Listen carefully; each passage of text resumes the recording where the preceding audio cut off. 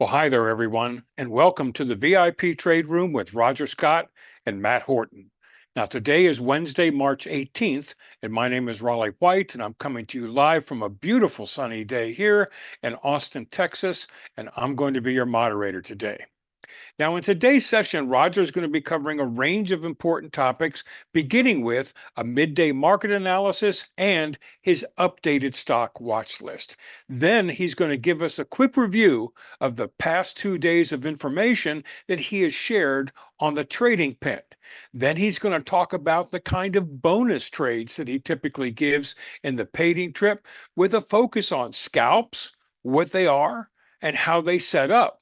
And then he's going to talk about how he finds and executes the scalp trades in the trading pit and what different types of options he uses for these scalps. Now, if you've got any questions during Roger's presentation, please type them in the chat window and we'll address them periodically throughout the session so as to not interfere with Roger's presentation. And also, folks, I've opened up the chat to everyone, but remember, we do have some ground rules. Always be kind and supportive in your post. Please keep to the topic, no political discussions whatsoever. Keep those side conversations between one or two of you to a bare minimum so that the rest of us can focus on the education and information that Roger's sharing, because after all, he is here to give us an edge in the markets and to help us all become much more confident and consistent in our trading activities. Now, for those of you that were with us this morning at 8 o'clock Eastern Time, for Roger's pre-market must-watch show, then you'll note that there were several catalysts that we needed to be aware of today.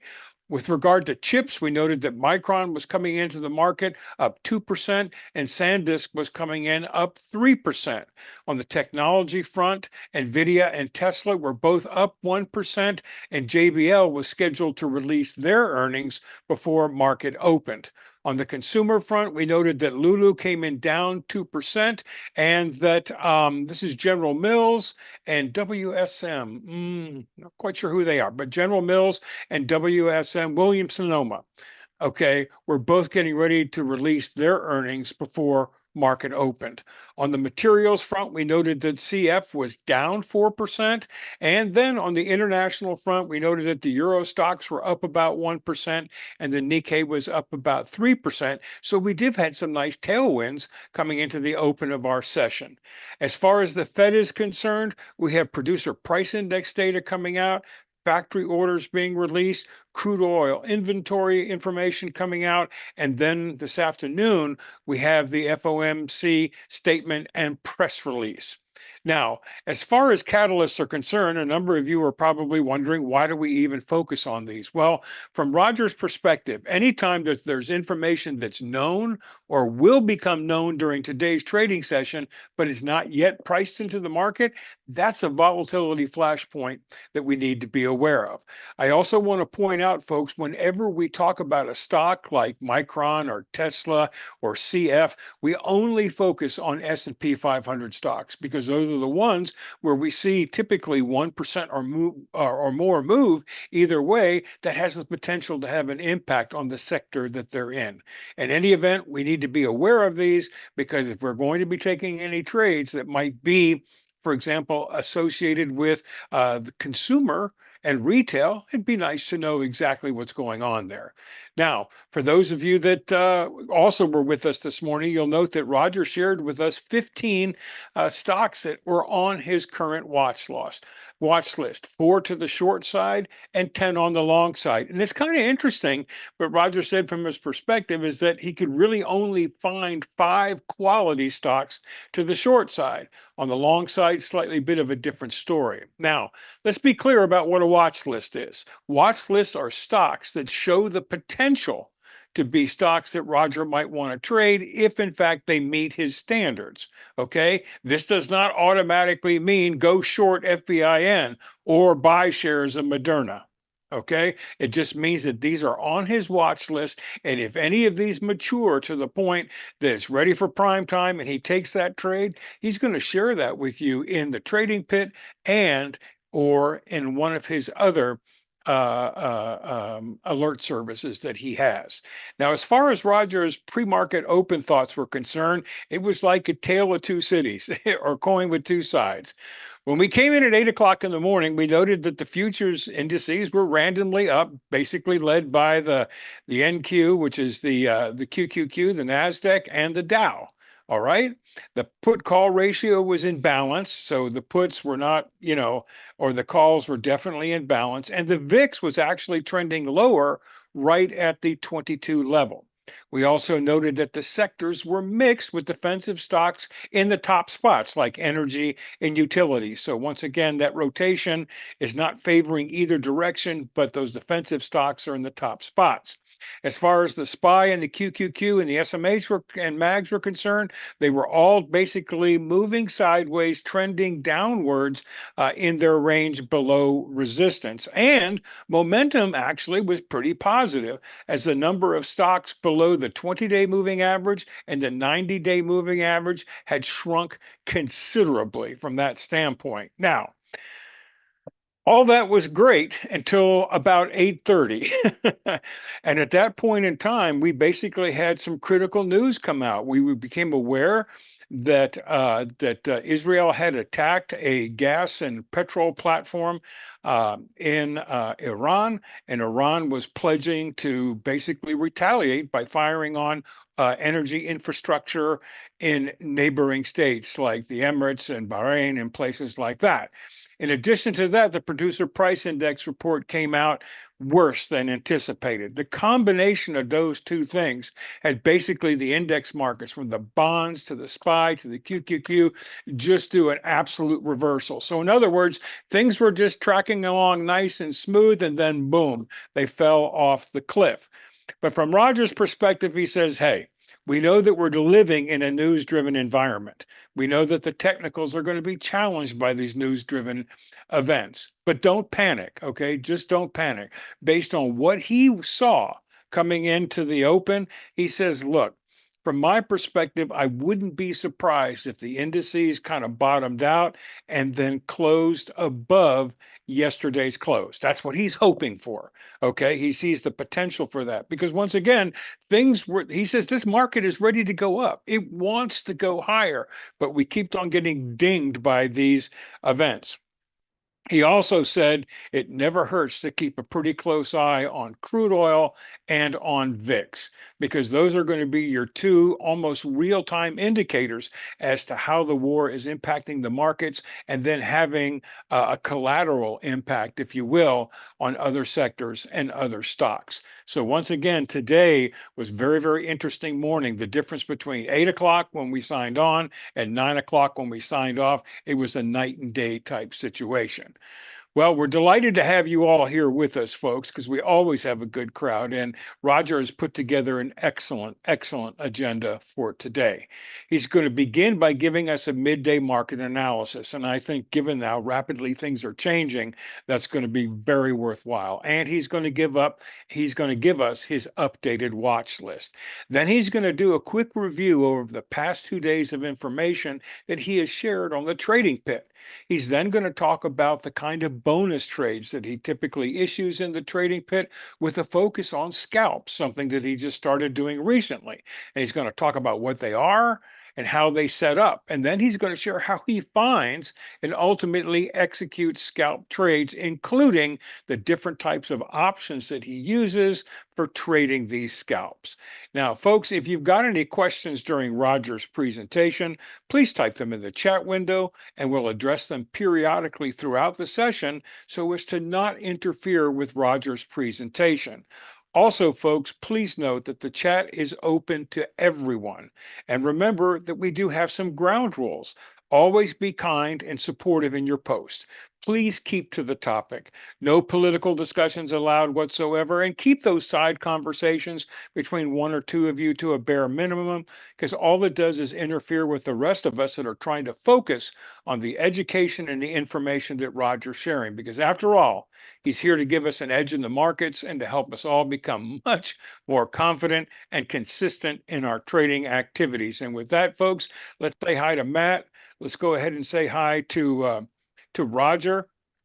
Interesting morning, very, very interesting morning, Roger. And I was just sharing with the folks, that this morning We logged the difference in the market between when we logged in on 8 o'clock and when we logged out at 9 o'clock. It was like two sides of a coin. It was a completely different market. It was this morning. And you know, to this minute, I still don't know exactly what happened. Matt said there was no attack, uh, I still don't know what exactly happened. But between and here, I'll show you exactly. Let me just take my screen share here, and here, advanced. I could just be here. There we go. You could see right here. Just go right there. Go right there. Go right there. Right there. You could see right here. Mhm. One second. And I remember you saying everything points to the fact that this market wants to go higher. And you know, almost in mid-sentence, you were like, what? Yeah. I mean, and I still don't know exactly. I still don't know exactly what caused it. If anybody knows exactly what caused it, The please the let me best as know. I can tell, Roger, is news came out that the Israelis had struck a major gas and petrochemical fertilizer, complex in southern Iran, and that Iran's retaliation was that they promised to go ahead and target energy infrastructure in Iraq and Bahrain, United Emirates, and things of that nature. And then that was closely followed then by the PPI report that came out. Yeah, So, this was the PPI report came out right here. This already this well, it was already halfway over before the report came out. mhm. So it was whatever it was. It really doesn't matter what it was as far as the market's concerned. But the point is, before this report, the market really looked solid. You had to put the call ratio, you had the volatility. Let me take a look and see what volatility Oh did after yeah, that. all the indicate momentum. Yeah, momentum was Good, great. good. Yep. It all looked really, really, really solid. Like really solid. Like here, let me show you guys.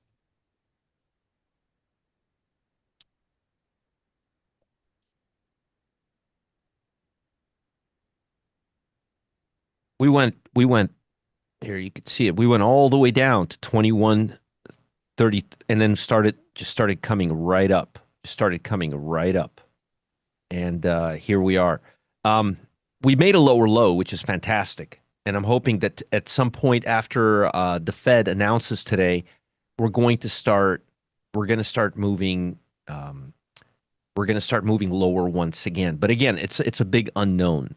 But I'll just put this right back here till we get some kind of some clarity on it. In terms of energies, you could see that energies are. Oh, we went to now to May. The May contract is the main contract.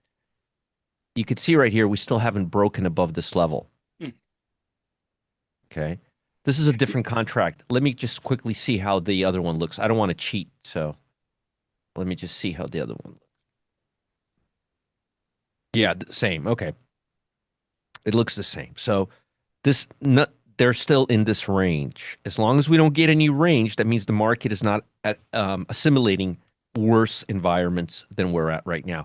To be honest with you, I'm not as much concerned about energies as I am about volatility, because volatility in this case is more related to the stock market, which is what we trade. Mhm. And I do believe they will happen together, as you will see. So sooner than later,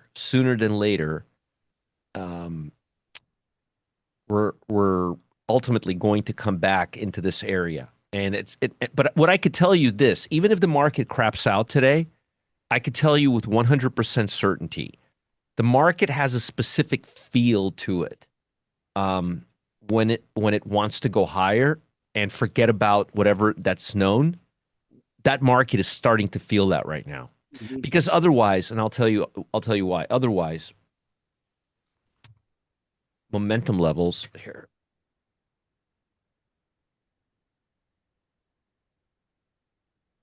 Otherwise, this number right here, it wouldn't have gone from 690 to 69 in Yeah. 3 days. It just And wouldn't have done it. on the 90-day, it was the same, Roger, Yeah, and on the basically. Yeah. 90 day, yeah, it wouldn't have done that.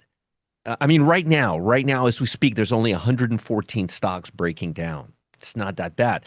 Now, the problem is twofold. We don't have a lot of stocks breaking up. But Either. again, a choppy market and a bearish market are two different things, right? And I'm going to be very honest with you, and a lot of you are going to say, "Oh my God, I can't believe he's saying that." But I would much, much, much rather we would be in a bear market than in a choppy market, because a bear market, we have some beautiful trends to the downside, and they move much faster. Hmm. So I don't mind a bear market. It's just the choppiness, the uncertainty, the back and forth is what I don't like. Bear markets are fun to trade. I don't have a problem. As most of you know, I trade to the long side and short side the same. I don't discriminate at all, at all. I don't,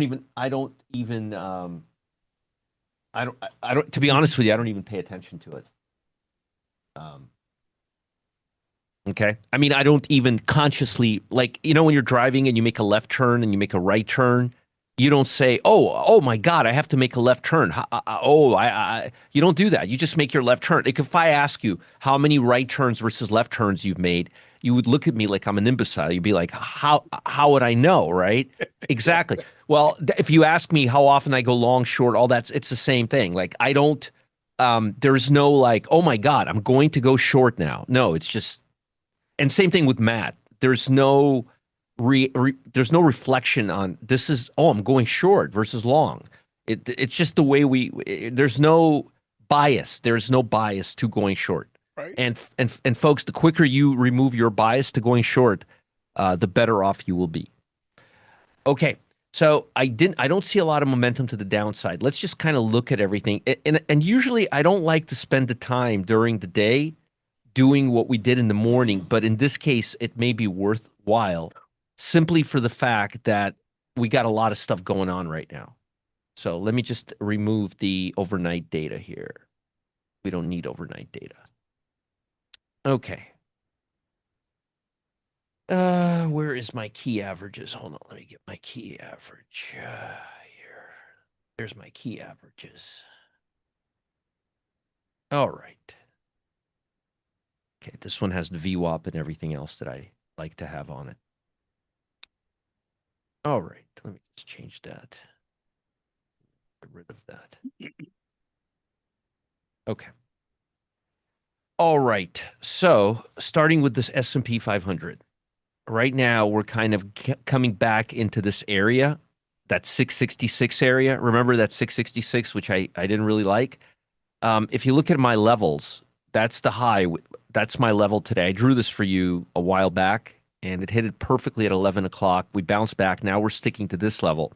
I don't want us to break this level, 665.90.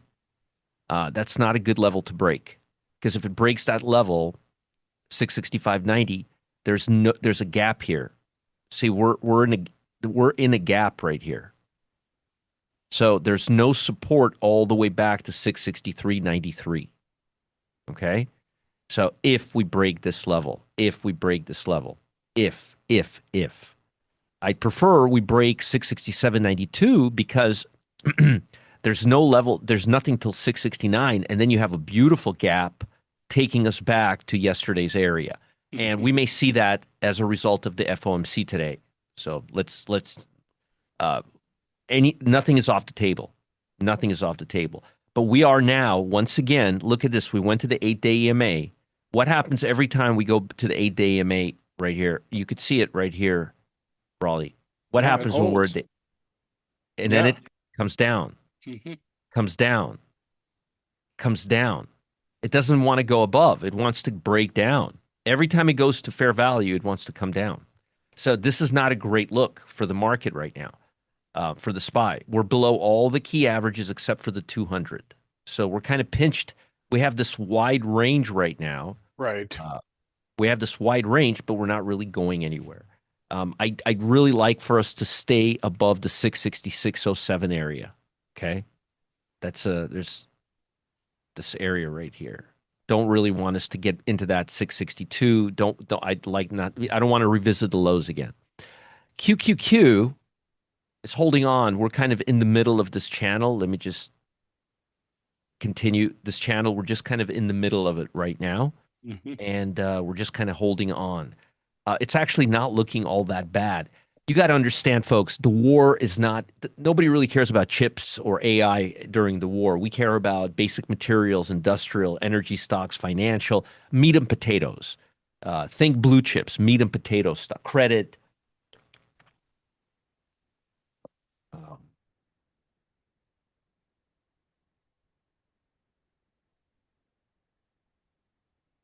1 second.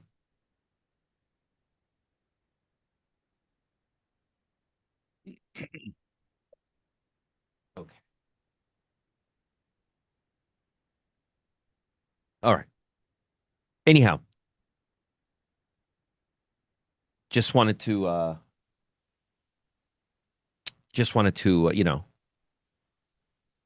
go over this to make sure you guys understand. Mags, let's look at mags. And again, we're pinched between the 50 and the 200. I really don't want us to break the 200, like the mags. One of the good things about mags is they're actually holding on to this area. And again, nobody's really focused right now on chip stocks. They're kind of, it's kind of funny, Raleigh. We were getting a real break. I mean, we were AI, everything AI, and now Yes, everybody's like, no, energy, oil, all that other stuff.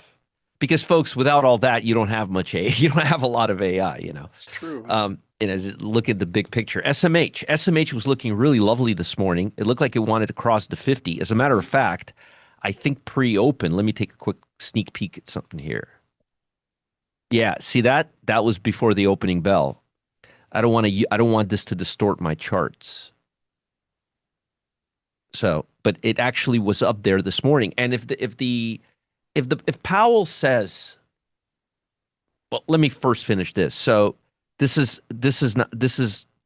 looks like it wants to once again break the 50-day moving average, which is very positive. So technology is not looking all that bad. As a matter of fact, another thing that was interesting this morning was when we looked here, when we went right here, and we were looking at the strongest stocks, technology started moving up a little bit, actually, which is a very positive sign because remember, those are speculative stocks.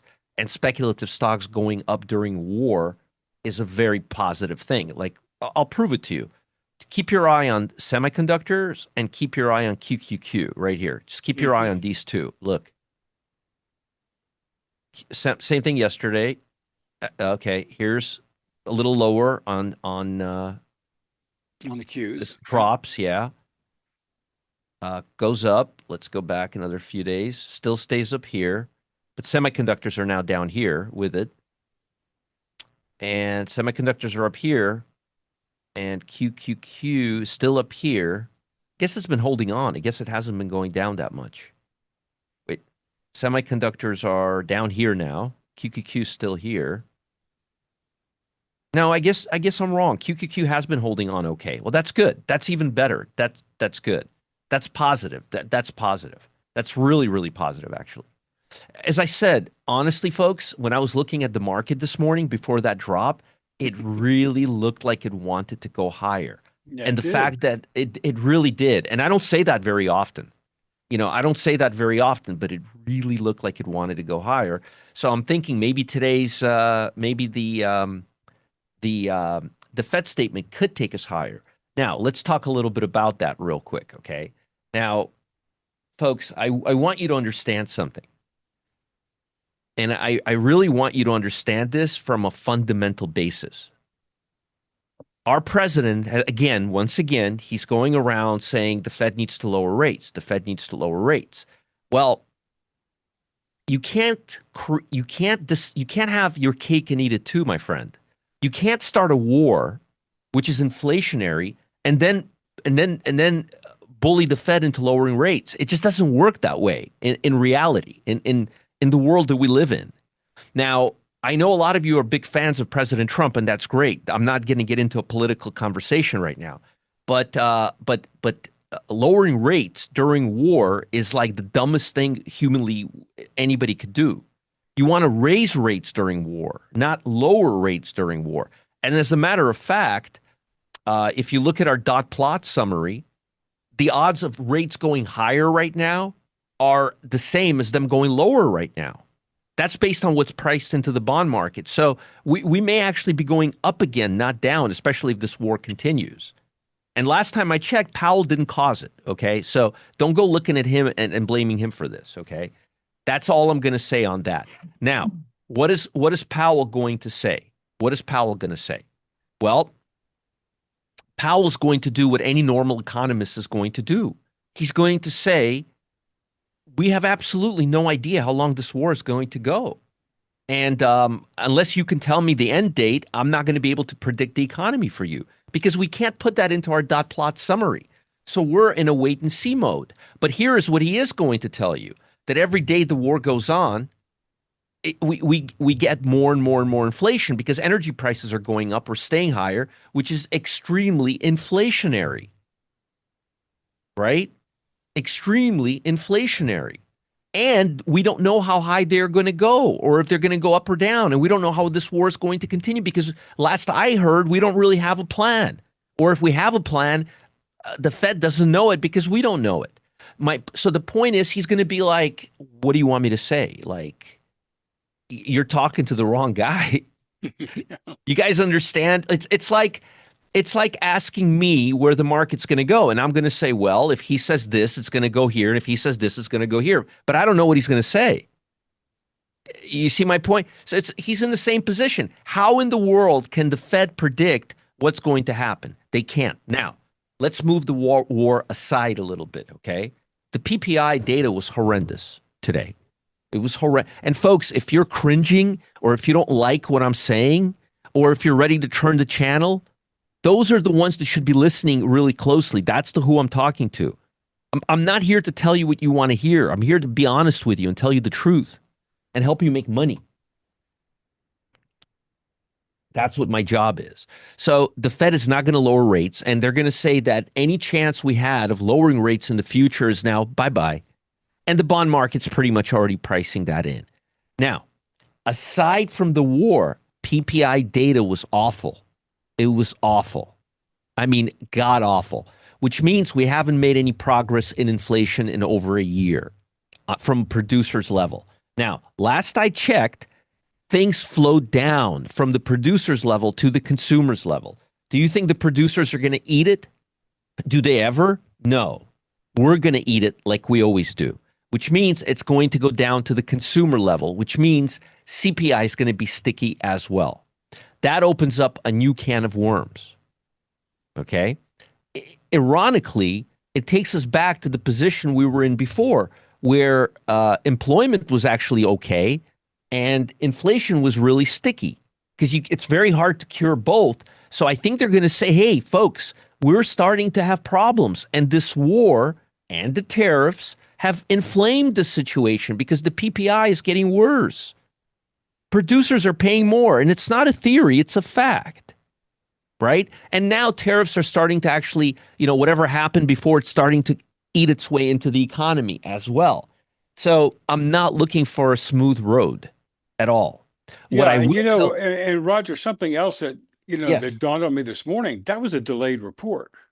It was a delayed report, but it wasn't that delayed. It wasn't like but still, there are probably some yeah. revisions to come, Yeah. See, the problem, Raleigh, is this. The velocity of the drop in the market before the report came out stayed the same before the report and after the report.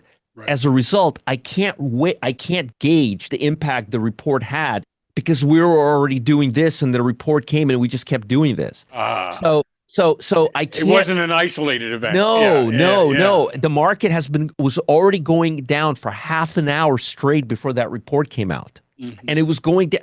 Here, look, let me show you this. Oh yeah, it was. See, look at, let me show you this. Okay, so 8 o'clock, let's see. 8 o'clock. This is 8 o'clock right here, right?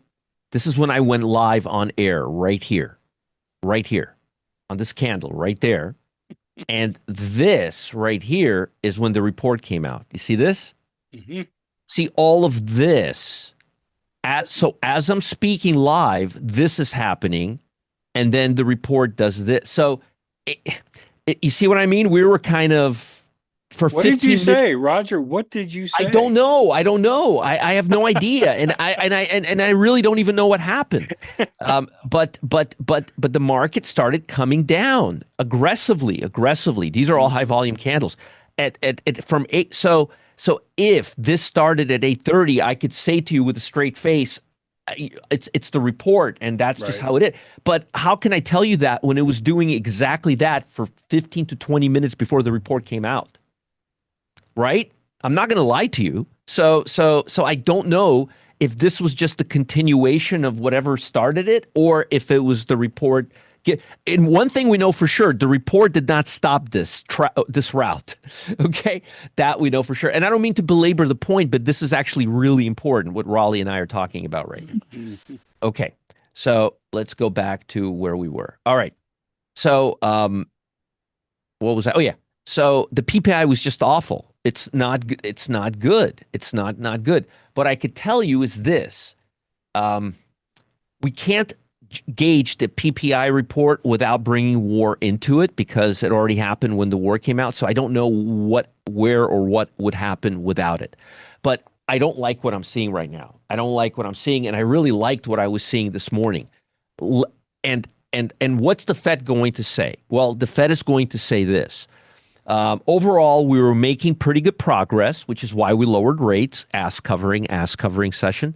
And then they're going to say, but, but, but right now, energy prices are seeing a major disruption in value. Um, and we don't know how long that's going to continue. And energy is a major economic factor that we have to price in. Also, we are now spending billions of dollars that we were not spending before on this war. Am I correct in saying that, Raleigh? What do we Yep. spend? About 30 billion. We spend about 300. We spend a lot of money. We're spending a lot of money. Wars are very expensive. So he's going to say we have to completely, if you he's going to say in a nice way, if you want us to give you real projections, stop pulling the rug from underneath us. Hmm. That's what he's going to say in a nice way. Um, that's what he's going to that's what he's going to say in a nice way. But I don't think he's going to give us a lot to work with. You know why? Because we don't know. We don't know. No. And that If would be the a war, fair statement from him to say we don't know.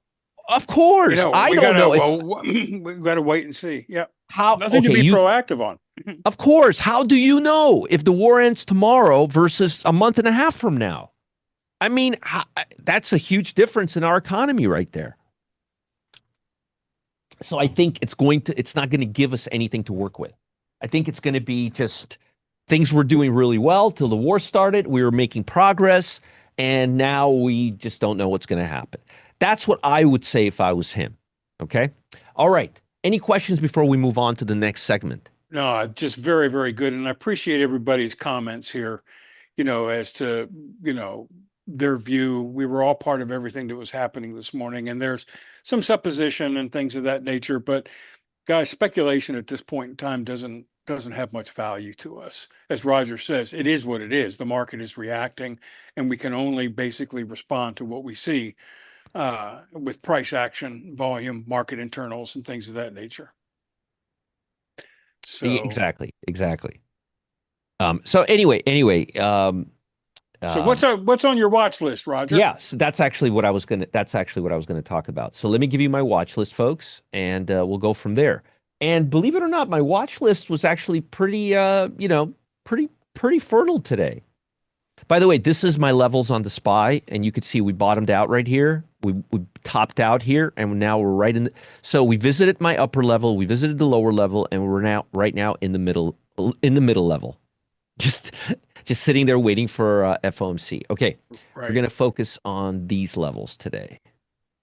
Okay, so stocks on my short list, low. I got this one from Richie. It actually looks really good for a short right now as we speak.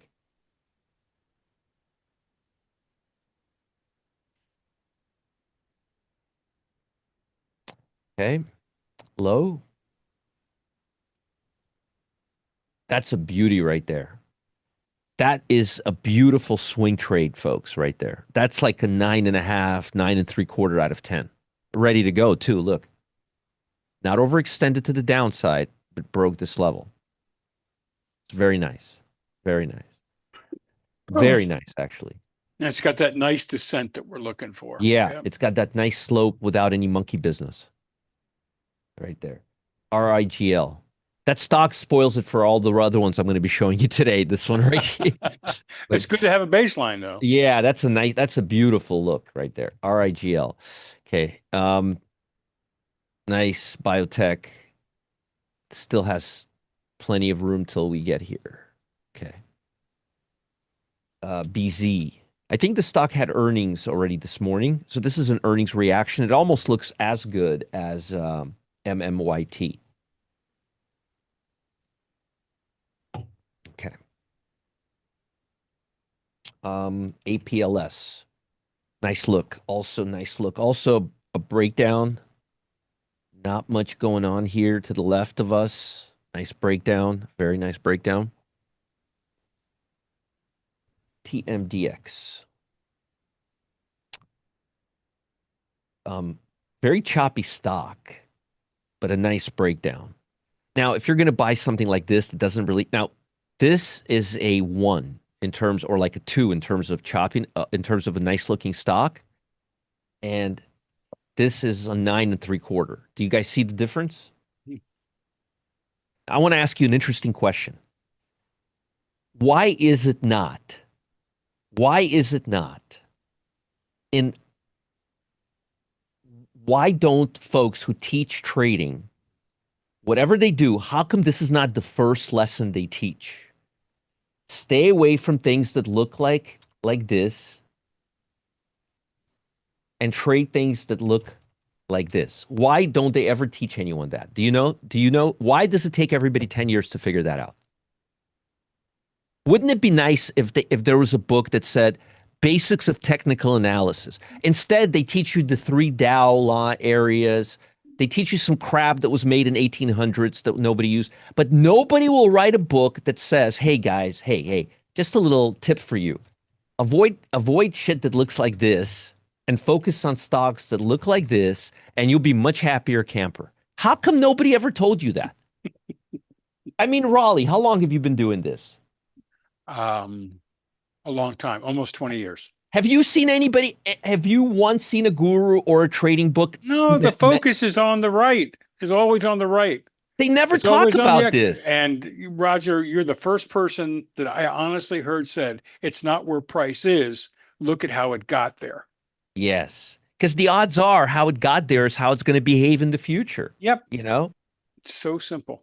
Yes, it's very, but nobody. You get these 500-page books and they don't teach you something. I mean, it's mind-numbing to me, you know? Anyways, sorry, I don't mean to digress. All right, another one. Now, this is owned by the Bronfmans. I used to work for the Bronfman sisters, Clara and Sarah. Their half brother, their older half brother, he's the one that runs this company. Or if he still runs this company, he might have sold it. But when I was working with them, he owned Time Warner. You know that little company, Time Warner Records. That was the Bronfmans. Seagram's, Time Warner. I told you guys I once passed by Universal Studios while they were visiting LA, and I'm like, "Hey, we should visit Universal's while you're here." And they looking at me like I'm a nut job. They're like, we own it, right? I'm like, oh. I'll never forget that one. Yep. That was a moment. That was a humbling moment in my life. All right, let's long stocks now. AXTI. Dell. Still like Dell. This stock, we took profit on this. No, wrong stock. We took profit on this stock today. And I don't know why Matt took profit on this stock today. No, I know why he took profit on this stock today. It was a great profit. It was like 45. It was a beautiful trade, but it kept going. And I still like it for a day trade. I still like it. And I'll talk about day trades in a few minutes. We're going to talk about scalping. Not scalping Indians, scalping trades, okay? All right.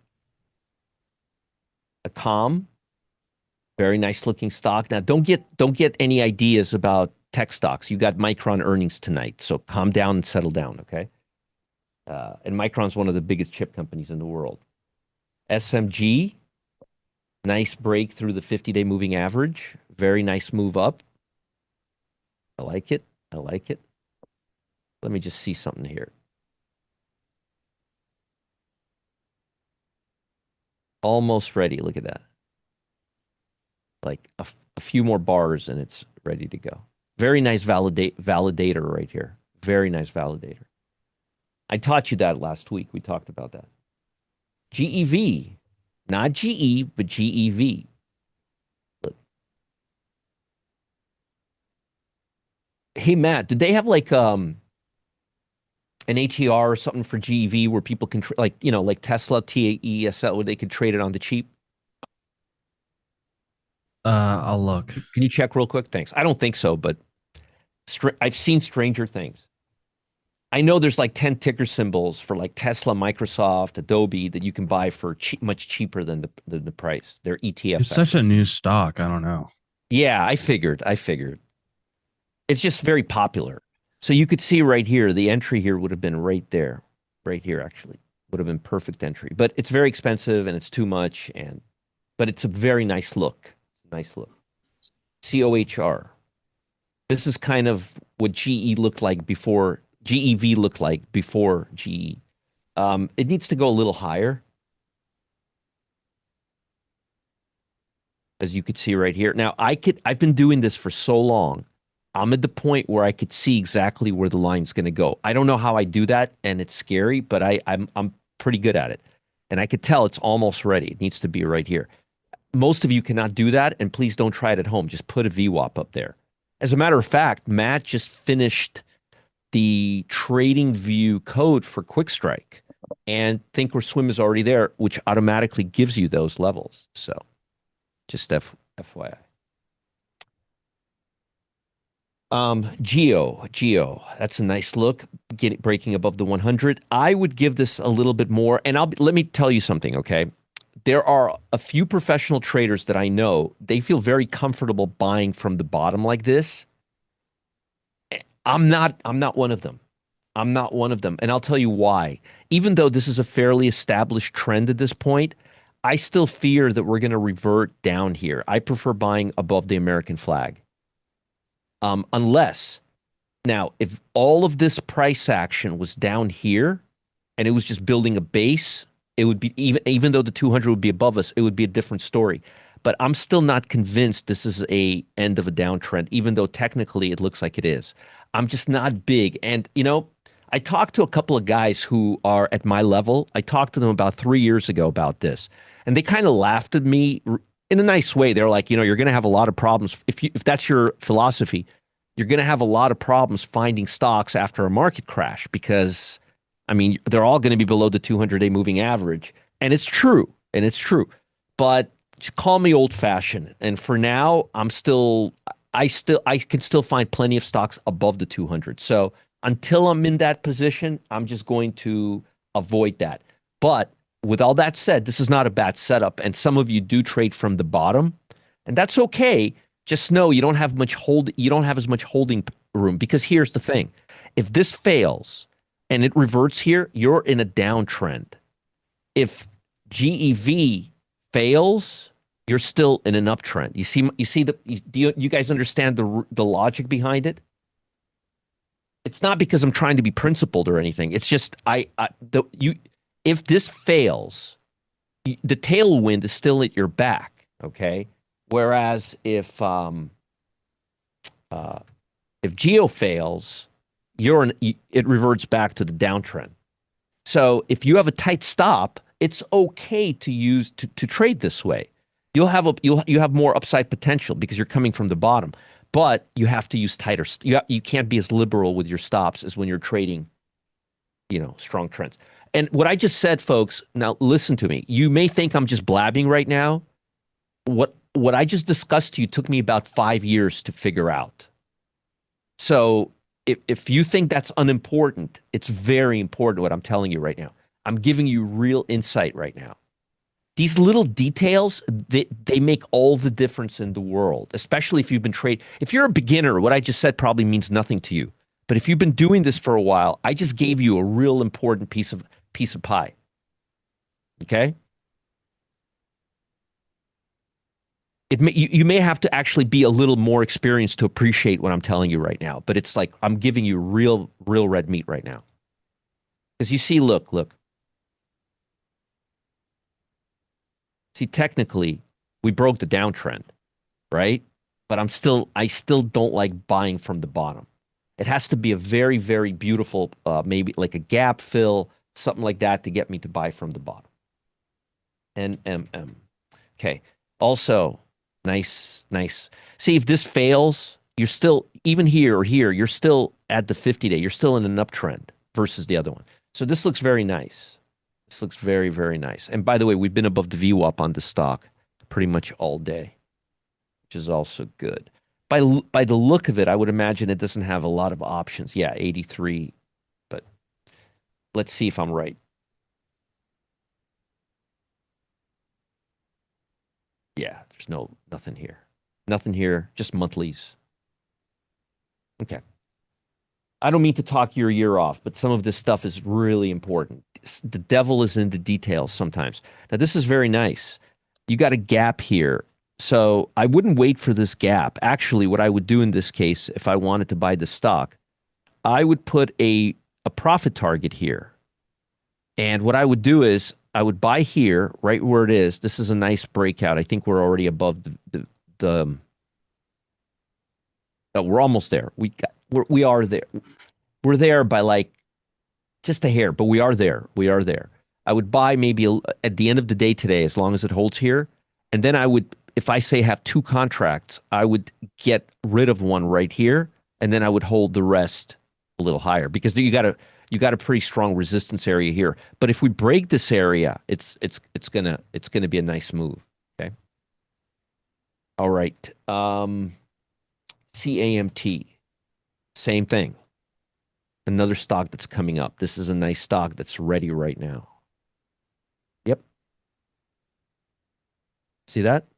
Way above it right now. You don't even have to wait till, unless the stock crashes, you're good. It's been above the VWAP all day. That's nice. It's a very nice look. Let's see.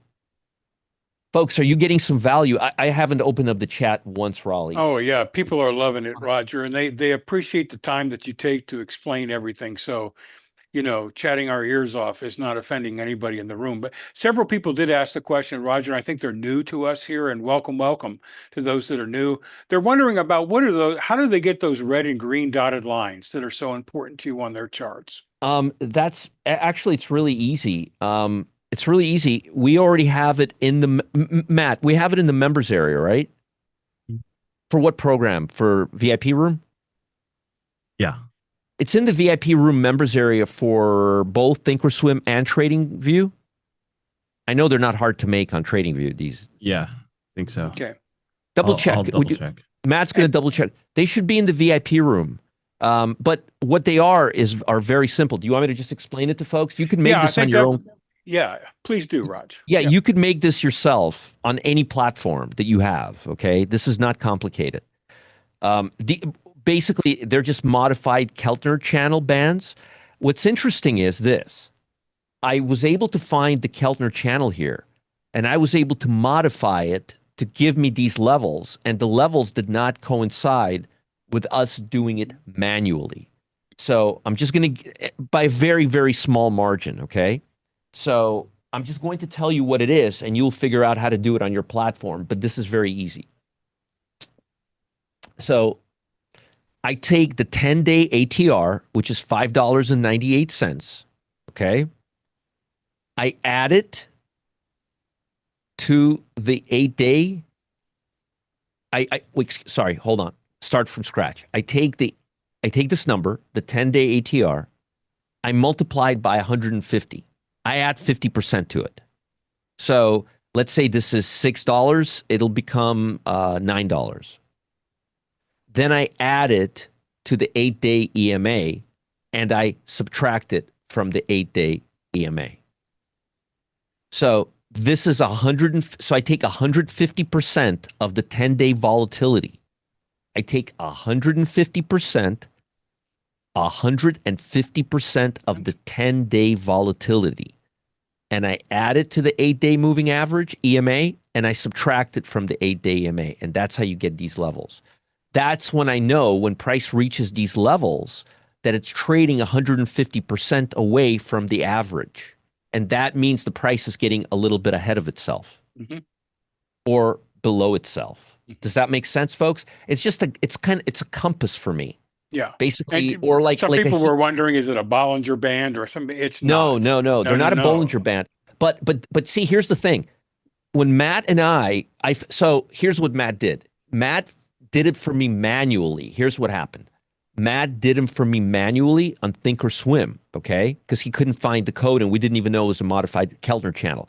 But then I looked it up online and I'm like, wait a minute, it's a Keltner channel with an EMA, right? So why not? And so this thing is really flexible, right? So I just put on a Keltner channel and I switched the EMA to 8-day, right? And the numbers here did not coincide with these numbers. And I thought that was really weird because if you read what a Keltner channel is, it's a percentage deviation from the moving average, right? It's ATR away from the EMA. And I did exactly that, and it did not match. So I'm like, hey, Matt, because we were happy. He's like, oh, good, I don't have to do it for you here. And TradingView has the same thing, by the way. But the numbers did not match Thinkorswim. So he actually did it manually. He did it manually here. You can see it right here. Where is it? Where did you? Anyway, this is manual coding, but it's very, very simple coding. It's not complex. It's not complex coding. But that's here. Let me edit. So you see right here. Here's the code for it right here. XAVG C8 1.5 times ATR 10. That's it. That's all it is. That's all it is. All it is. So that's all we're doing. We're moving away from the ATR 10-day ATR up, and we're moving down from the ATR. That's all we're doing in this case. And it's brilliant, Roger, because it's such a guide for you as to whether or not the stock is starting to be overextended to the up or the downside. And it influences whether you might swing trade it or day trade it. Exactly. That's the biggest indicator for so to give you guys and to take it one step further to what Raleigh just said. If a stock is trading right here, like close to the 8-day EMA, I don't really care too much about volume because it'll be a good swing trade, and I'm not looking at volume when I'm looking at swing trades. I mean, I may want to look at a volume moving higher, but I find that for swing trades, volume on large caps has never really helped us. I know Matt never looks at volume in large caps and for our swings. So it's never really helped us. It's helped us it's helped keep us out of, if volume is high, we actually may avoid a trade. Okay. So for swings, I don't really care much about volume. But if a stock is deviated from the 8-day, if it's here like it is right now, I wouldn't swing trade this, and I would really look a lot at volume. Because for that, I may want to day trade it.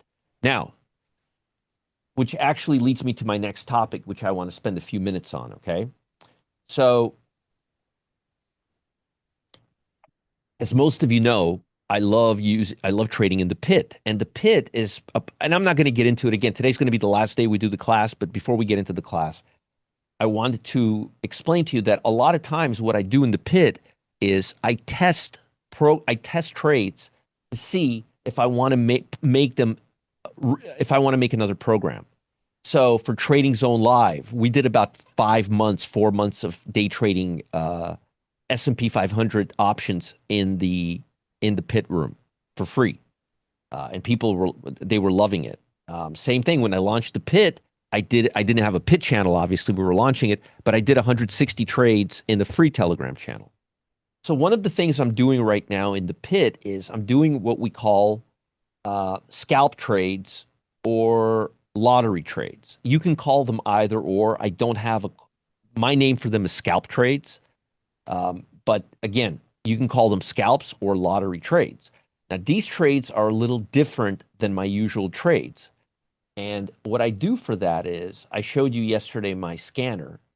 This is my TC. This is my I use Pro Trader dashboard. This is the Pro Trader dashboard, and I have my Pro Trader dashboard also here on TC 2000.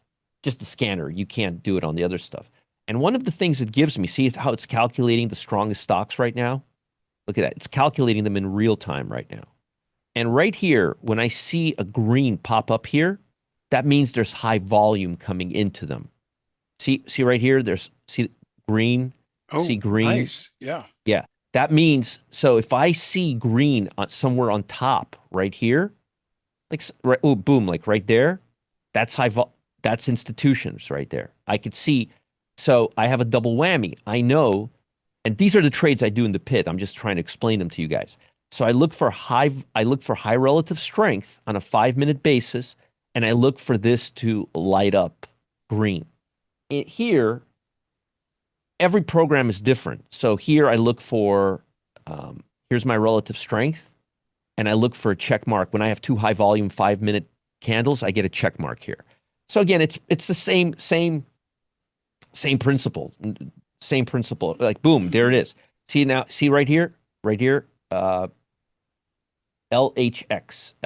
Let's look at LHX right now, real quick. LHX. And there's LH. See, look at relative strength on this stock. This is a 5-minute chart. Look at the trend. It's very, very nice. By the way, look how it looks on the daily chart. That's a very nice. I have to add this to my watch list. LHX. So this now, you see the colors are not changing here. They're not changing here. The reason they're not changing here is because I'm not using the right screen. Let me use the right screen. Hold on.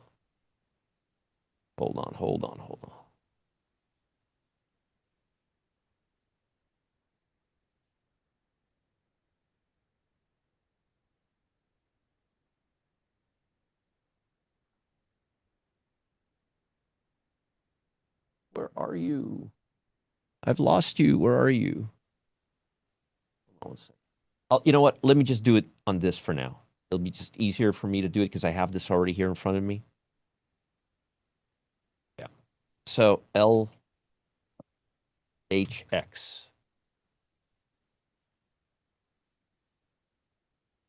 No, I guess we're not seeing high volume bars because there's no high volume bars. Okay, that would make sense.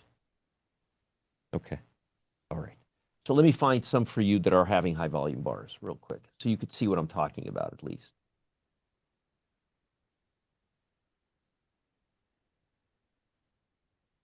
So right now, our cat. Okay. See that right here? See that, Raleigh? Oh, yeah. Okay. How about Hub? Do you see that? Mm-hmm. Look at the volume on the Oh, look at the yeah. volume. So I can instantly find stocks that are popping.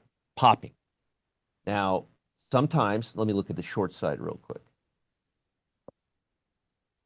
Not finding anything on the short side.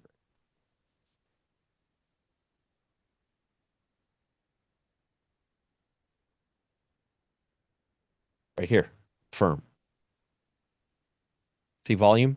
Oh, yeah. And that pop. So Yep. yeah, so I have a tool, and I've built this into the Pro Trader dashboard. And as a matter of fact, let me just see something real quick.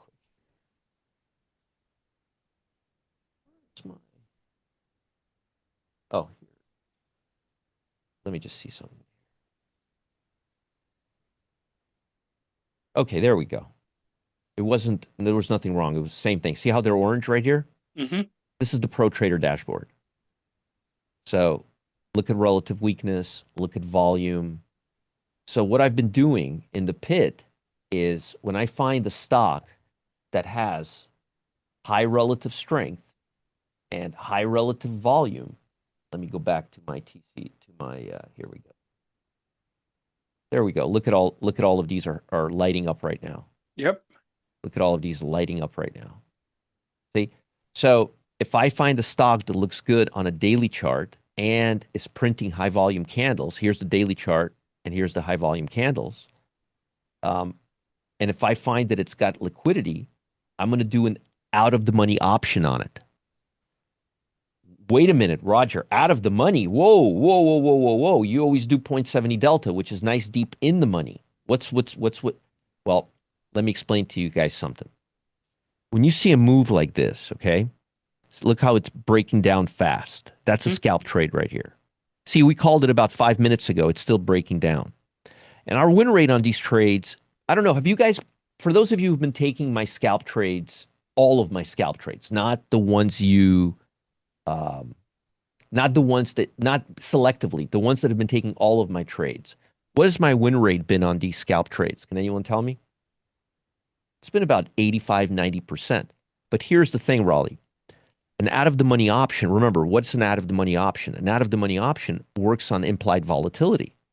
So what happens is put options right now on this stock could have gone from like 50 cents to like $1.50 while it's coming down because they anticipate it's going to continue going down further. You understand? I got you. So we're able to make 20, 30, 40, 50, 60, 80, 100% sometimes in 5, 10, 15 minutes. Okay? Hence the scalp. Yep. Yeah, and those are our scalp trades. So let me see if I could find another one. Here's a beautiful one. While we've been talking, this thing went from 45.80 to 45. This thing just gave us $1. Now, I guarantee you the option right now probably doubled in price from here to here. Okay? So let me see if I could find another one. Let me just see real quick.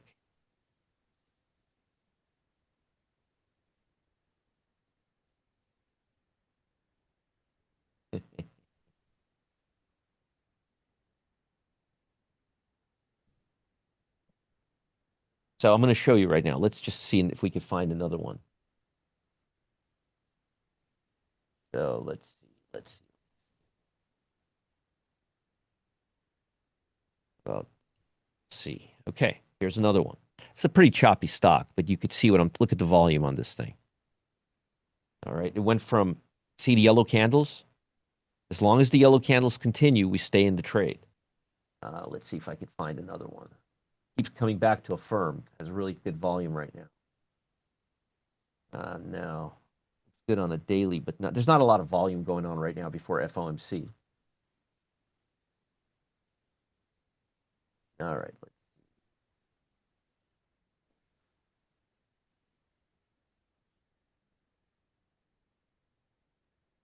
No. Mm-mm. No, those were the top ones. Right there, affirm. Again, back to the same one. Let's see if anything up, maybe to the upside. Let's see, PH. No, not yet. Let's see if anything else. NRG. Nope. Lulu, let's see. No, hasn't started printing high volume. So it's very important that volume is really high. Remember, it's middle of the day right now, so there's not a lot going on right now. Let's see, COP. No. HP. No. EST is not a lot. Oh, right there. 2 high volume candles right there. Look at volume. So I need to have at least 2 high volume candles, and I need to have a nice daily chart. And then, write this down.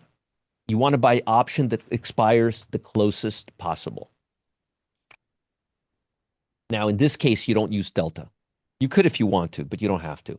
Just go about, on a regular stock, go 1 to 2 strike prices out of the money, like right here. If it's a tech stock like Micron, you can go several strike prices out of the money. So in other words, this stock is at 466. You can go to something like, it's expensive. It's still very expensive. But you can go to something like 485. Okay? Something really, really simple. All right? So yeah, it's very, very quick. You're getting in and out. Now, here's the thing. If those high volume candles, well, let me go back to where we were.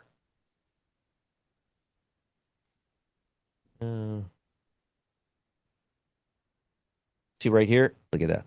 2 high volume candles. Boom, right here. That's a nice move. It's from 239 to 242 and a half. So those are scalps. And again, the implied volatility will keep moving. Will keep moving. Okay. As long as the option is moving in the right direction. If I have a candle going the other way like this, I'll get out of the trade. If I start consolidating, barcoding like this, I'll get out of the trade. I want to continue seeing white candles on the way up. And on the way down, I want to see,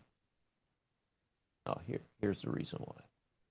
So on the way up, see these candles? As soon as I would see that, I would get out. Okay. Here, EST. See how these are two, I'm staying in, but if this turns yellow, I would be out. If this keeps staying white, I would be in it. And our win rate has been over 80%. Those have been bonus trades. You got to be very quick for them.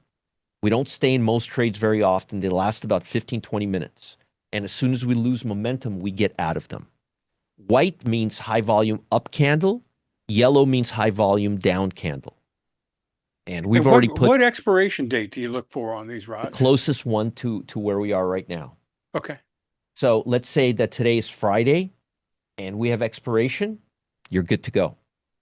Because remember, you're just looking for... Those are actually the best days to trade it because implied volatility... It's almost like a zero-dated option. Exactly. It is a zero-dated option. It's exactly what it is. Exactly what it is. So I'm now going to give you a full class. Now, folks, remember what I just said. Those are bonus trades. The regular trades we do are not like that. Mostly swing trades, day trades. But these are just bonus trades. I just wanted to show you the kind of trades, the type of trades sometimes we do. If you are in the pit and you see me doing a scalp, this is a scalp. That's how I get my scalps, okay? And we do 1 or 2 a day, sometimes 3, just depending on what's going on. They're quick, they're punchy, and explosive. And those are bonus trades. Those are not our meat and potato trades. Our meat and potato trades are much, much, much, much slower, etc. All right. And again, I don't have the chat open, but Raleigh will convey to me if you guys are getting a benefit out of this session. Oh yeah, Roger. Excellent feedback. Another good session. And I know we're getting ready to shift into the second part of our presentation. And I want to let everybody know that this first part of the presentation, which is the educational section, you can find that in the VIP trade room. And I just posted the YouTube channel link for that. So if you would like to watch this again or yesterday's or the day before yesterday's, you just go there and you'll be able to find that so that you can easily go back and reference this information. Also, for those of you that are watching on YouTube, we're about to stop the stream to YouTube because YouTube does not like it when we do the second parts of our presentation. So if you're in YouTube, come over to the Zoom room. And Matt, maybe you could post that in the YouTube channel and come over here for the second half of this presentation. So Roger, let me go ahead.